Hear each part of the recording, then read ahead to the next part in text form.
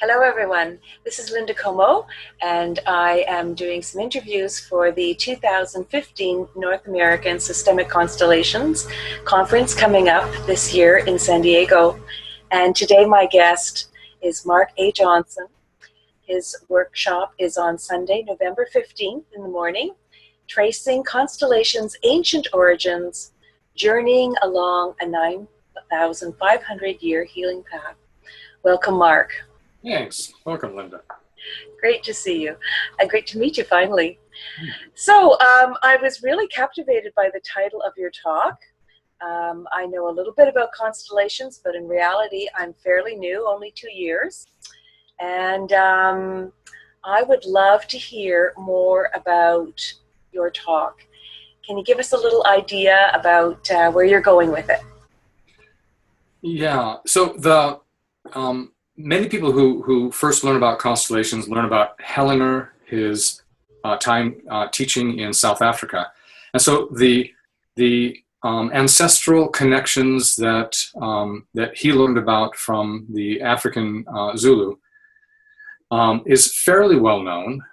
But what I wanted to take a look at was possibly another path that leads us to constellations, and that is through the pre-Greek ceremonial healings and through the Neolithic or very ancient times into the present day. So I really wanted to follow a particular path that was different than the one that people are more familiar with through the African lineage to constellations.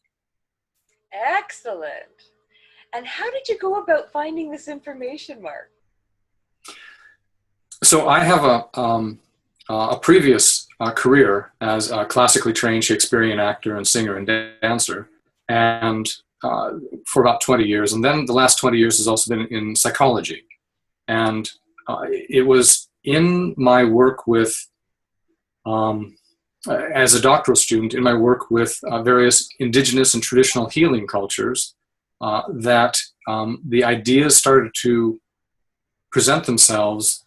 What is the connection, or what is the interface between traditional healing, ceremonial healing, shamanic healing, and Western psychology, especially the experiential psychologies, psychodrama, the family sculpting of Virginia Satir, and of course the constellations work. I was really paying attention to what I was seeing were similarities of an ancient way of thinking and seeing the world, and the way that constellations seems to be a bridge between the Western mind, the Western way of seeing things, the scientific model, and a more spiritual, earth-based way of healing and understanding the world. Excellent. So, when you're looking at your talk, I would imagine then you're going to do some experiential as well as verbalizing the history. Yeah, the first it's a 2-hour program, and so I plan on spending about the first 30 minutes doing a PowerPoint presentation and a more academically oriented talk that will line out what I see that 9,500-year journey being, and the important stops along the way, the mileposts along the way, specifically what were ancient people doing in the pre-Greek times in Crete and what now becomes Greece, etc., to the rise of the Greek nation, the Greek state, the suppression of the ceremonial, the shamanic, the earth-based ways of knowing things, as things were rising, as more of Plato and Socrates and Aristotle were rising into influence, and the Apollonian model of left brain thinking, or the rational, was coming into the foreground. Then the more ceremonial, the more sacred was being suppressed. And one of the key things for me is that this is about the same time that ancient Greek drama came into play. All of our theater, all of our Western theater, etc., is based on the Greek drama that came into play about this time. And so one of my contentions will be in this lecture part of it will be that what was being suppressed in the ceremonial, the music, the processional, and the sacred ritual found a way to not be completely suppressed because it found its way into the creation of drama. So drama, of course, carries the music, the dance, the language, the ceremonial aspects of it. And so we'll kind of hit those mileposts along the way. We'll jump about 2,500 years to psychology being taken from philosophy of the ancient Egyptians and the ancient Greeks into a scientific understanding of human behavior. So we go from philosophy to science in Germany. I think it was about 1873. It was the first laboratory that was set up. And then from there, Freud and all of his contemporaries were arguing with each other about what really makes people tick, etc. And then we'll follow very shortly after that rise of prominence of psychology with psychodrama. There's only about a 30-year difference between really things coming into play and Jacob Moreno coming up with psychodrama. And from there, it's a really easy provenance, a really easy journey from there to constellations. And so we'll cover all of that more from an academic seminar type of thing for about 30 minutes. We'll take a short break, we'll set up the room, and then the next hour and a half, the next 90 minutes, will pretty much be letting those who want to do so start with the ceremonial, and there will be, it's like moving in procession from the ceremonial to the suppression to psychology. So they'll basically move through all of those pieces, and then depending on if they want to do it or not, they can actually stop at the constellations and say, this is where I come from. They could also, if they wanted to, cross back into and make that bridge back to those original healing impulses of the ancient mysteries. Wow, that sounds fascinating. Yeah, okay. Well, is there anything else that you might like to mention? A little bit of history, perhaps? You mentioned to me a few things about being recognized as a shamanic healer in different traditions. Will that come into play a little bit also? Not necessarily. It's still quite a surprise to me that the Indigenous Maori of New Zealand, many of their so the spirits are calling, and we're just going to let that ring through. Funny.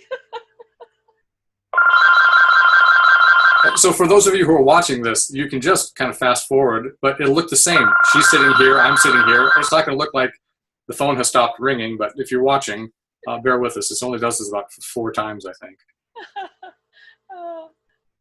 Okay. It really is a surprise. I've been taking the constellations work because I've worked for the past 10 years with one of the Native American tribes here in the Seattle area. And through that, I've been invited for the past 5 years to do the constellations for Indigenous Maori communities in New Zealand. Aotearoa is the name that they have for their country. It means land of the long white cloud. And their communities have really welcomed the constellations work. And I remember one of the most wonderful tohunga, or spiritual leaders, after seeing constellations for the first time, said, "This is very good work for our people, and it's not new." They have this concept of this multi-generational connection to the ancestors, to the land, to the creation of all things. And they understood this, and this was just a way of embodying it, but the message was the same. The connections were the same. And it's the same that I've experienced with Aboriginal elders from Australia and the Occitan culture in southern France, that for some reason, I think I really can't explain what it is, but it does seem that they seem to hold me, traditional healers in North America and South Pacific, etc., as being connected to something. So I don't claim to be a shaman. I don't claim to be anything of that ilk. But something seems to be accessed through the constellations work that they are recognizing as or that they would frame as being part of their way of traditional healing. So I want to make it very clear that I'm not making any such claims whatsoever. Others can think what they wish or experience what they do, and it's not to take away from that, but it's a fairly frequent thing that happens. They are amazing constellations, absolutely. Okay. Well, in the last few minutes here, I was just wondering, I do have a question. Do you use constellations for yourself in your self-care? Yeah. For me, thinking about constellations,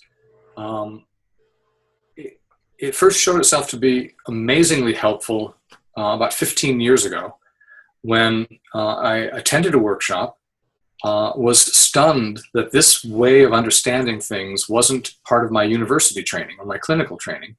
And so I very quickly, as a matter of fact, it was the day after the workshop ended on a Sunday, on Monday, I started seeing through the lens or the framework of constellations as I understood it at the time, to help me see into the heart of the matter with my clients as a psychotherapist and as a marriage and family therapist. So it was immediate, this way of looking into and using a lens of constellations as I knew it at the time. And of course, it helped me recognize my own relationships, my family, and friendships. So that hasn't changed. What has changed is the kind of the scope and depth of my understanding of constellations beyond my original training, especially as I've been learning more about Indigenous healing. And that perspective and lens hasn't changed completely, but it has been augmented. It's certainly been added to and expanded with that new information, and just having been a facilitator and a student of this work for 15 years. Very exciting. Well, I want to thank you so much for your time today. I really appreciate it. I look forward to meeting you in person at the conference. And have an awesome weekend, and we'll see you soon. Thanks, Mark. Thank you, Linda. Okay, take care.